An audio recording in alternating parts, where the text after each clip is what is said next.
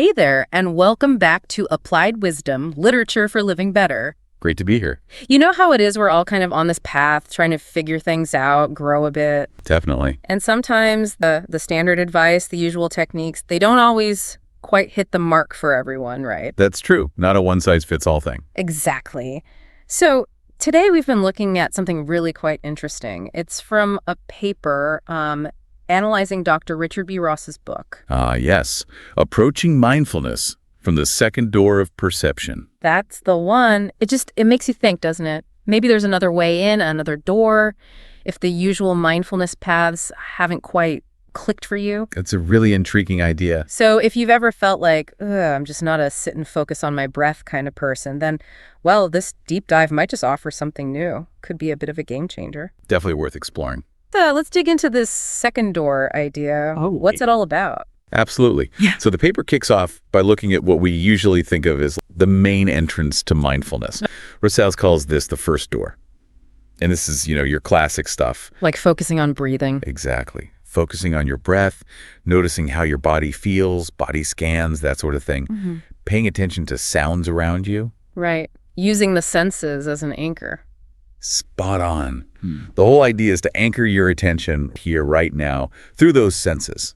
And that helps quiet the mental chatter and build concentration. Then look, it works wonders for tons of people. We know that. Oh, absolutely. It's a cornerstone for a reason. But the paper also makes a good point that this first door, it can have its challenges. Yeah. Like what? Well, for some of you listening, trying to just sit and focus might actually make you feel more restless. Or maybe your thoughts are just too loud to insistent to easily focus on something subtle like the breath. I can see that. Or finding it a bit, boring even. Yeah, boredom can definitely creep in. Or, and this is an interesting one, sometimes focusing on physical sensations can actually amplify any discomfort you might already be feeling. Ooh, right. If your back hurts, suddenly that's all you can think about. Precisely. So it's not always a smooth entry point for everyone. And that's where this idea of a second door comes in. It sounds really compelling. It does. So based on how the paper interprets Rosse's work, it sounds like the second way isn't really about those direct sensory anchors we just talked about. Mm-hmm. Less about the physical senses. Yeah. Instead, it could involve something like becoming aware of your own thinking patterns. Not just what you're thinking, but how you're thinking. That seems to be part of it. Observing the flow, the style of thought itself. Or maybe using your emotions, like tuning into your feelings as the actual pathway to awareness. That's another potential interpretation highlighted, yes. Using emotions as the anchor, perhaps. And the paper mentioned metacognition. That sounds a bit technical. It does, but the idea is pretty straightforward, really. It's like being aware that you are aware. Okay, aware that I'm aware. Yeah, knowing that you're knowing. So instead of just being lost in the thought or the feeling, you step back a bit and notice, I am having this thought, or I am experiencing this awareness. So it's a shift in perspective, not just the content, but the container, the awareness itself. Exactly. That seems to be a key element. It moves beyond simple sensory observation. And what's interesting, you mentioned Ross's background. The paper touches on that. It does. It mentions his expertise is in neuropsychiatry. Ah, okay. Which, adds a layer of credibility. It suggests this second door concept isn't just like a philosophical whim. Right. It's probably grounded in a deeper understanding of how the mind, maybe even the brain, actually works. Precisely. It suggests a framework, possibly informed by clinical understanding of the mind. And when you look at the core principles the paper pulls out. Yeah. What are the key ideas behind this second door? Okay, so one of the really central ones is that very idea we just touched on, awareness of awareness.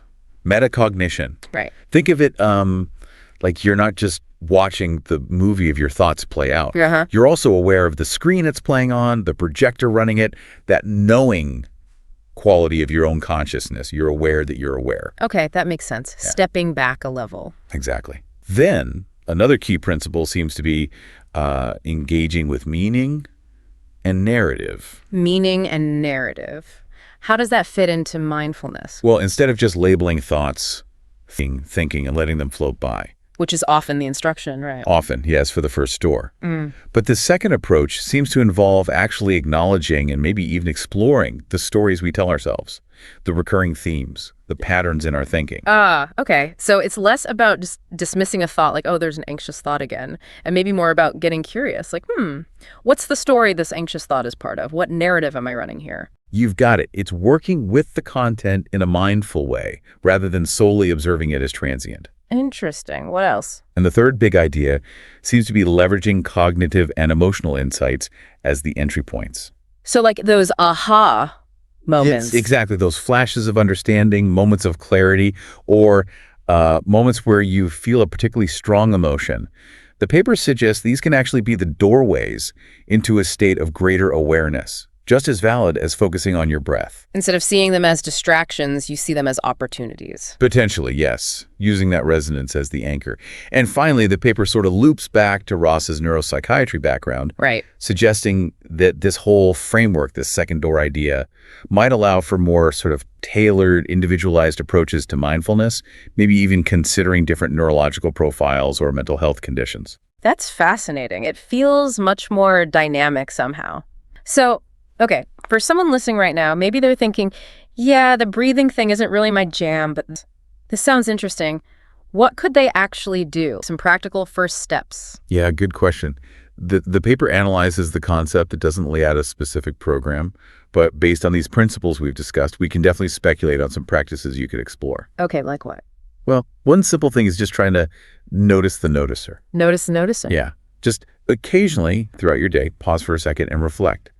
Who or what is it that's aware of these thoughts I'm having? Yeah. Who is feeling this emotion? It's subtle. A shift in identification almost. Kind of. It points you back to that awareness itself. Another thing you could try is what you might call mindful meaning making. Okay. Pay attention to recurring themes, strong emotions, the narratives that pop up in your mind during the day. Maybe even jot some down, see if patterns emerge, what stories are playing out. So becoming a bit of a detective about your own inner world. In a mindful, non-judgmental way, yes. You could also experiment with emotional resonance. How would that work? If a strong emotion comes up, say, frustration or maybe joy, instead of immediately reacting or pushing it away, just sit with it for a moment, mindfully. Just let it be there. Yeah. Notice the physical sensations that go with it. Notice the thoughts tangled up with it.